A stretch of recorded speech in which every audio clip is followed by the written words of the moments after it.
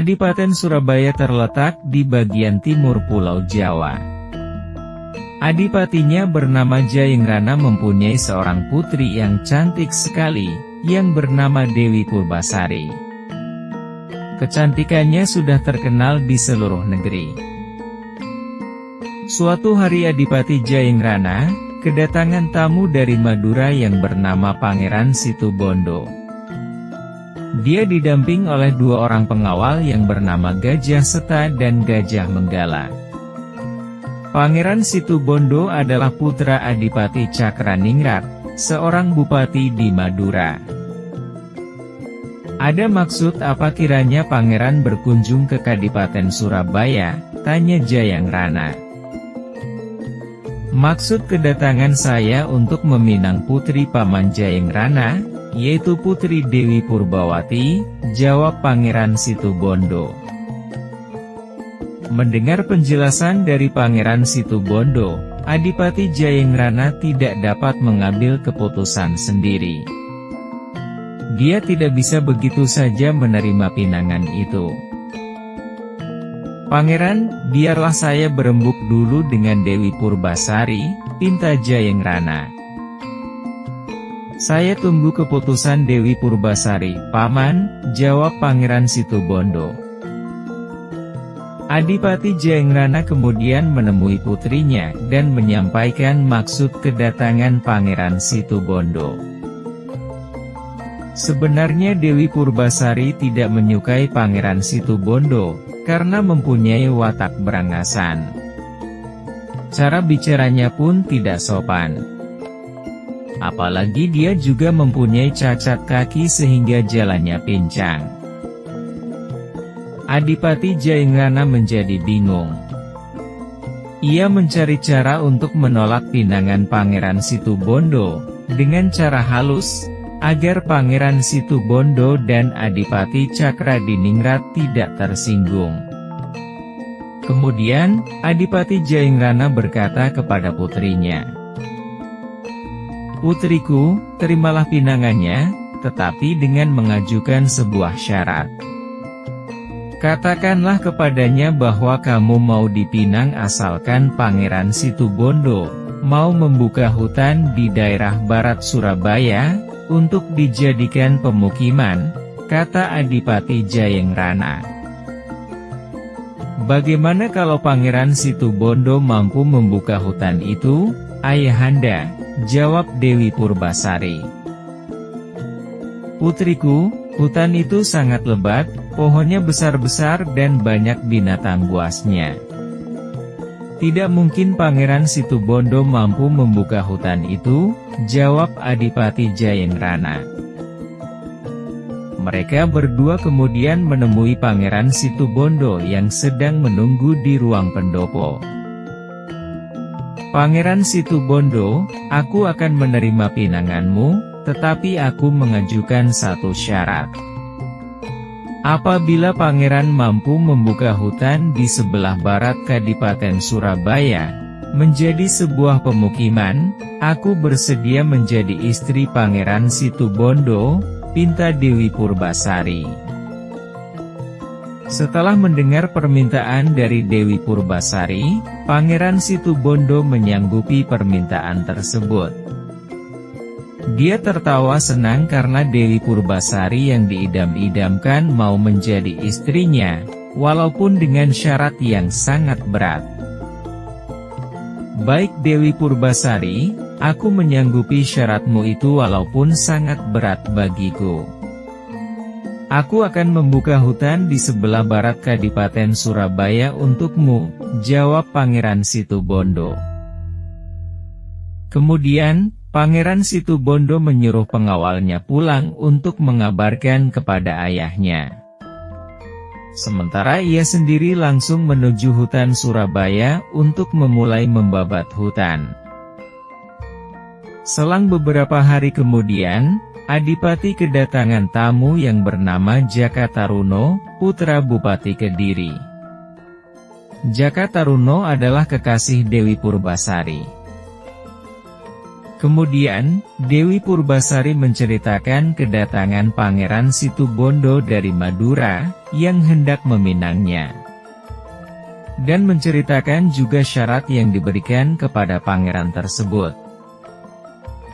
Jangan begitu, Purbasari.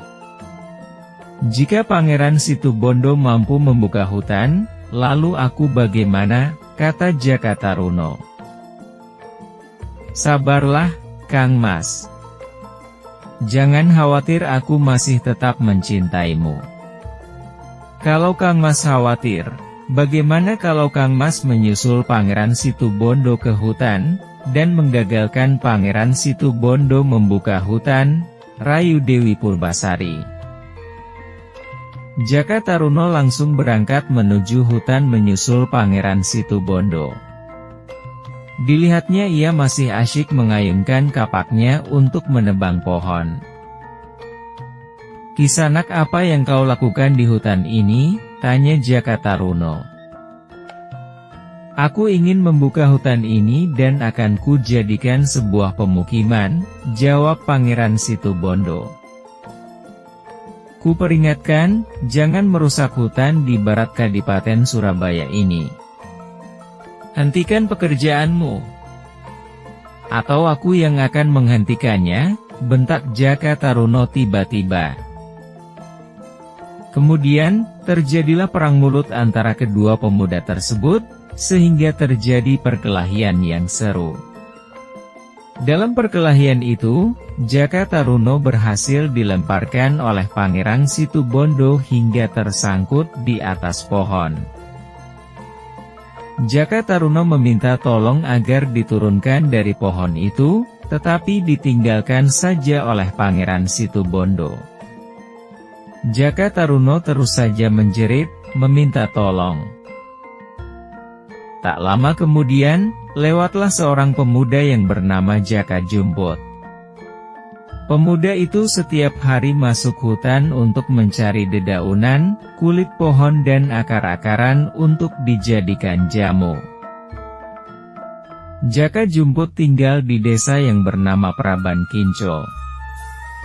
Dia mempunyai senjata pusaka yang bernama Cemeti Lanang, yang selalu dibawanya pergi kemana saja. Mendengar ada suara minta tolong Jaka Jumput, berlari ke arah sumber suara. Ternyata ada seorang pemuda di atas pohon yang ketakutan tidak bisa turun. Jaka Jumput memanjat pohon dan menurunkannya.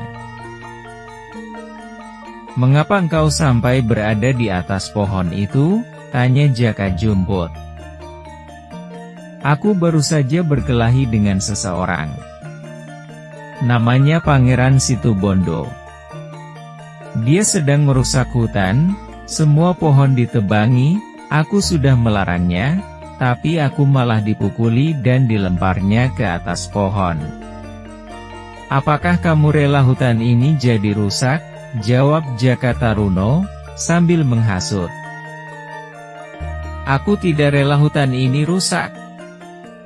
Kalau hutan ini rusak, aku kesulitan mencari bahan untuk membuat jamu. Ayo tunjukkan di mana pemuda itu, pinta Jaka Jumput. Kemudian, mereka berdua mencari Pangeran Situbondo.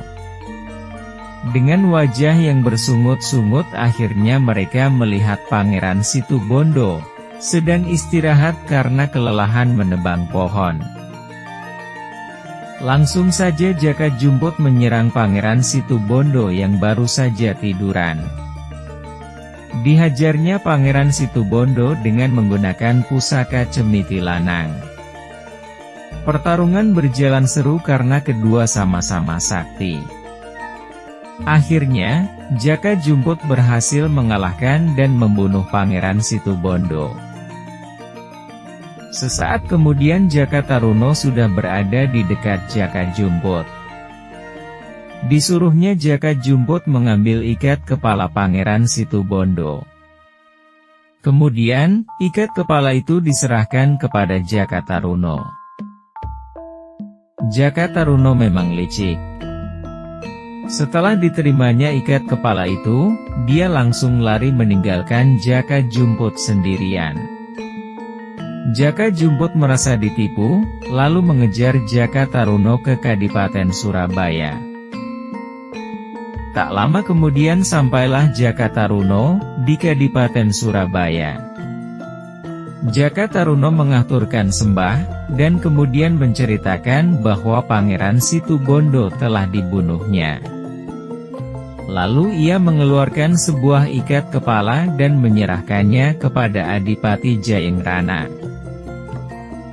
Setelah melihat dan menerimanya, Jayengrana merasa lega karena ikat kepala tersebut memang benar-benar milik Pangeran Situbondo. Dewi Pubasari pun merasa senang karena ia tidak jadi menikah dengan Pangeran Situbondo. Baru saja dikejutkan dengan kedatangan Jaka Taruno, tiba-tiba muncullah Jaka Jumput. Setelah mengaturkan sembah, Jaka Jumput langsung menerangkan kejadian yang sebenarnya. "Adipati, sayalah yang membunuh Pangeran Situbondo.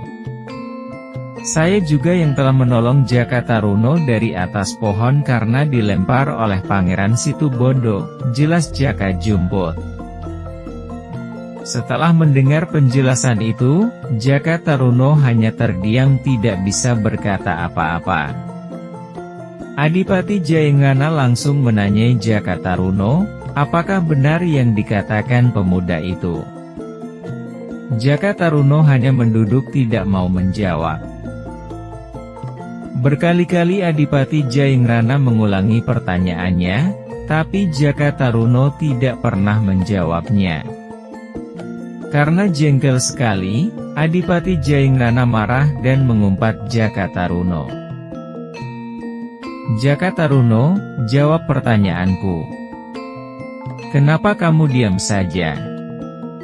Kamu itu seperti patung," geram Adipati Jayengrana. Saat itu juga Jaka Taruno berubah menjadi sebuah patung yang sekarang bernama patung Joko Dolog. Demikianlah asal-usul patung Joko Dolog.